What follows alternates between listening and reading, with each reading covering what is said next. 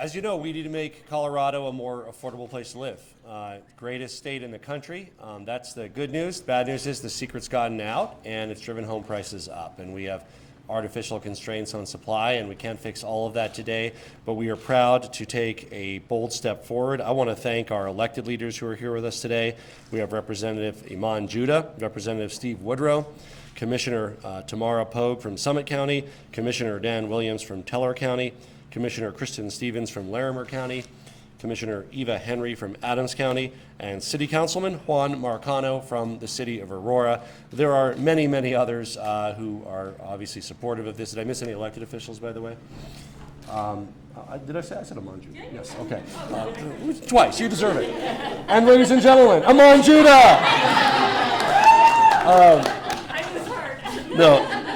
And there are many others, but we just had, we want to show that we are doing what we can as a state to move forward and remove barriers from housing.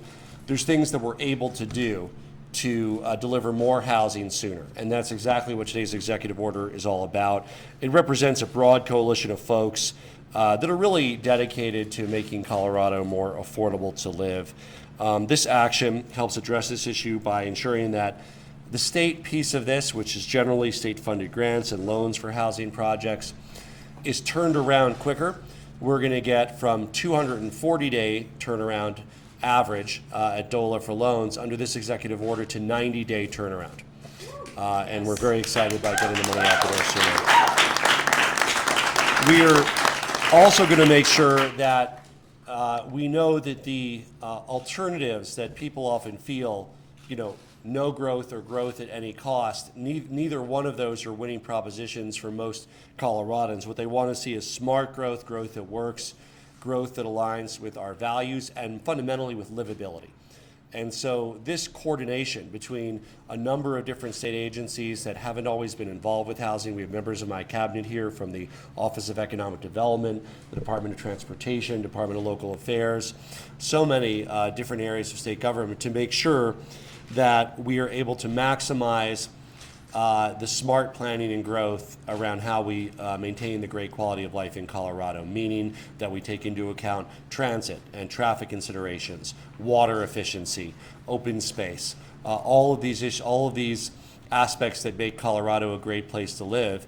And we want to make sure, as part of our overall housing strategy that the state is supportive of, that we align and bring to the table these basic values. We want to achieve more sustainable and affordable development in Colorado. This order will direct the relevant state agencies, and that's the Energy Office, the Office of Economic Development, Transportation, Natural Resources, Local Affairs, Public Health and Environment, and Personnel and Administration, to evaluate really everything they do that touches housing: grants, policies, plans, procedures, rules, including utilization of state land, that they support local governments and regional governments and nonprofits, to ensure that they align with our goals of delivering more housing now and improving livability. Improving livability is really the short version of how we grow in a way that doesn't increase traffic or worsen air quality, is more water efficient. All of these values that we have, it's fundamentally about our quality of life, about livability in our state. And we need to make sure that as we make housing more affordable, we do it in a way that makes Colorado an even more amazing place to live, with dynamic communities, more Coloradans that are able to live on transit corridors or walk to work or live near work. And that's the Colorado that we want to make sure is a big part of our future, and we want to lean into that as a state. The executive order also directs the Department of Local Affairs and Division of Housing to draft and execute their contracts for grants and loans within 90 days. By July of 24, we're going to hit 120 days by the end of this calendar year. It's currently about 240 days. So I think, especially as many of us want local governments to move faster, it's very important that the state has that moral authority. It says, hey, guess what? We're moving faster because housing is such a crisis. We're going to turn around the support that we provide for housing within 90 days. And of course, we want our other partners to do that as well. Reduce red tape, streamline processes, deliver more housing now for Colorado that is in dire need of affordable options. The choice in front of us isn't between growth and no growth. It's between smart growth or unplanned growth that makes Colorado less affordable, less livable, further taxing our water resources and our open space. And the step today is a major step towards affordability, quicker turnaround, more housing now, but also a thoughtful approach to how we grow as a state. Today's action, we're working to make sure the state is doing our part to support strategic, sustainable affordability for Colorado's future. And of course, the people of our state expect us to deliver more housing choices that are within their budget. That means for rent or purchase, it means at all levels. So Coloradans can stay and live close to where their jobs are, in the communities they love. And of course, we protect the things that we care most about our state, our open space, our water, our quality of life. And of course, the state plays a critical role in the broader housing picture, along with local communities. This is one important step.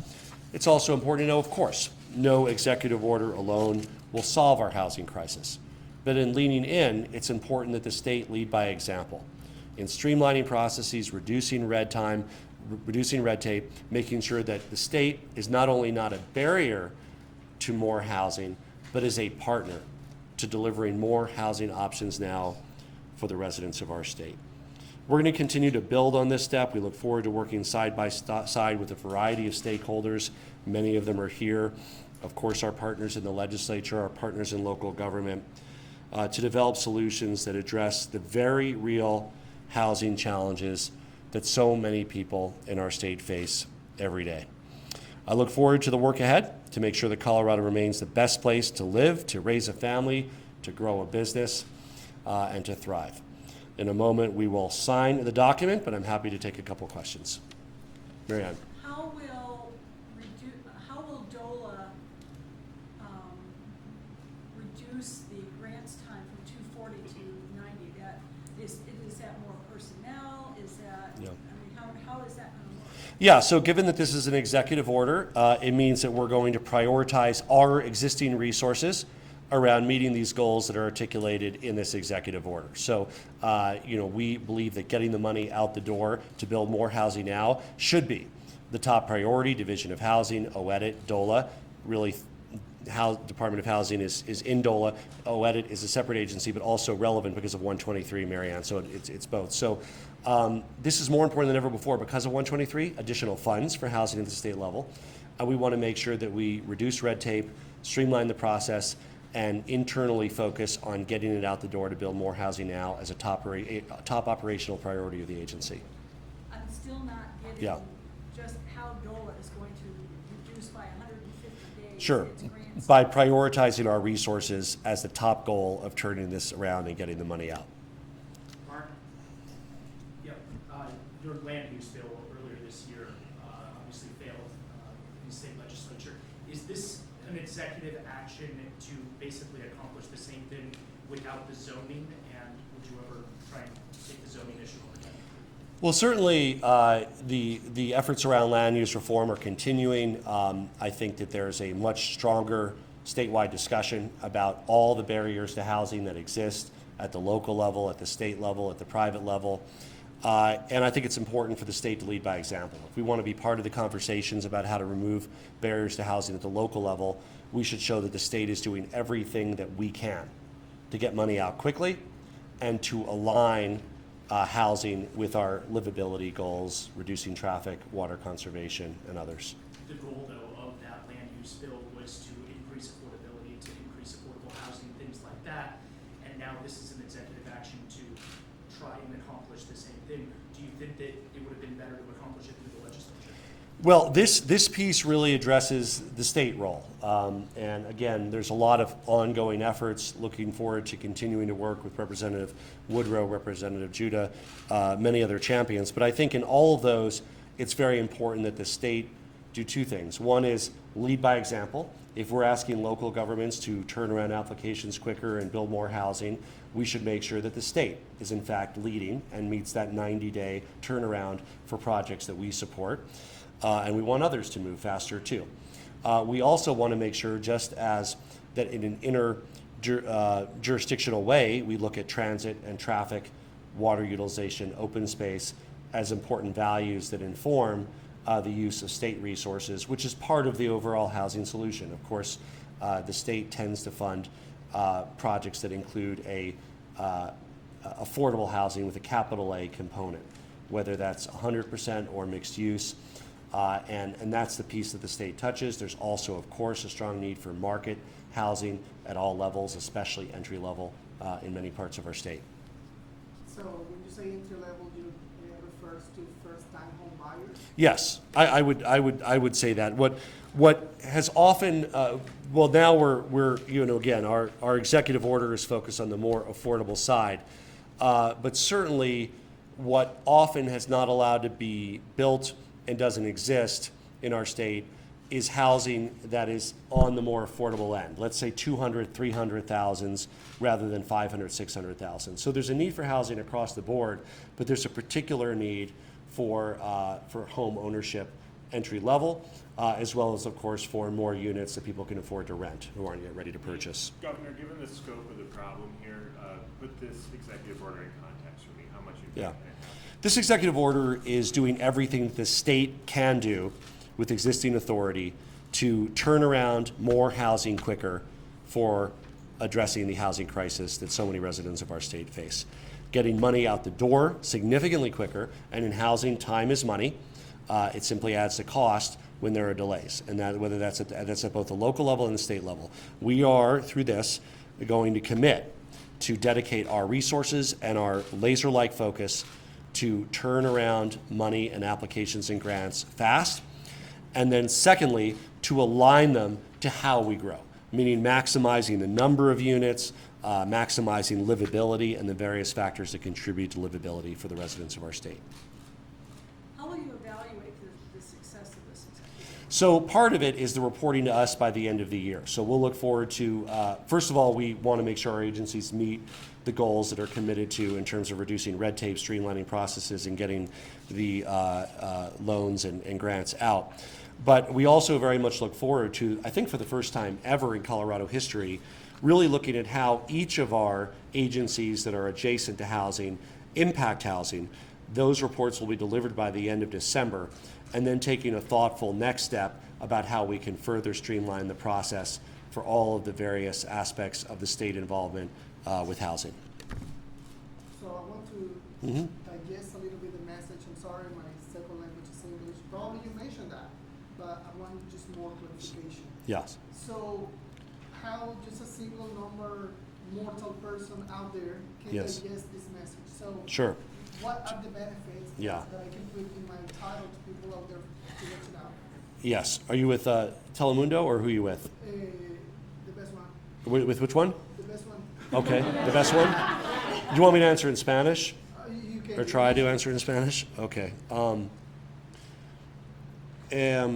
Esta regla nueva va a dar el dinero más rápido para construir más casas y apartamentos pronto en las partes del estado que necesitamos más lugares para vivir, especialmente en lugares cerca de servicios de autobuses y del tren, y queremos dar la oportunidad para vivir más afordable, cerca de puestos y cerca de transportación. And how much money we're talking about? Or is this per So this is more important than before because of 123. So the state administers significant money through sister agencies, CHAZA, through Housing Development Authority, and now through the Office of Economic Development, additional resources with 123. We want to make sure that we have faster turnaround to build more housing now, going from 240 days down to 90 days, and then aligning the limited resources we have with the livability and sustainability goals that really make Colorado special. And last question, Jesse, or Seven.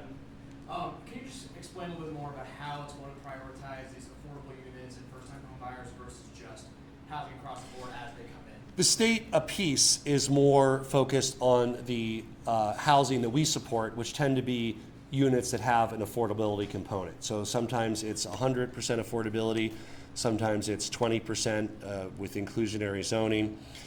Those are generally the kinds of projects that the voters have allocated Proposition 123 money for. And there are also local response times and approvals that communities have to meet to access those dollars.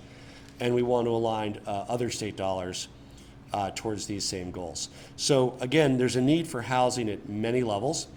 With the resources we have, we can take action to reduce red tape and align the resources we have with our overall housing goals. But of course, there's a lot more work to do. But it is important that the state leads by example, especially as being asked of local governments and many others.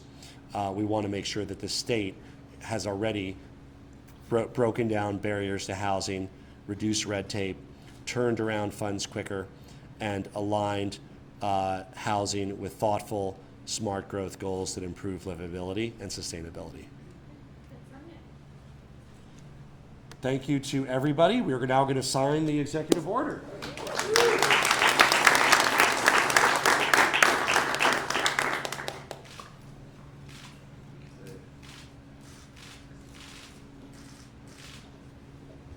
It's official. Thank you, everybody. Good step today. Thank you. Thank you. Thanks. Thank you. Thank you. Thanks, Will. Good to see you. Thanks, everybody, for joining us. Good to see you all. Thanks for being part of this. Thank you, everybody. Thank you.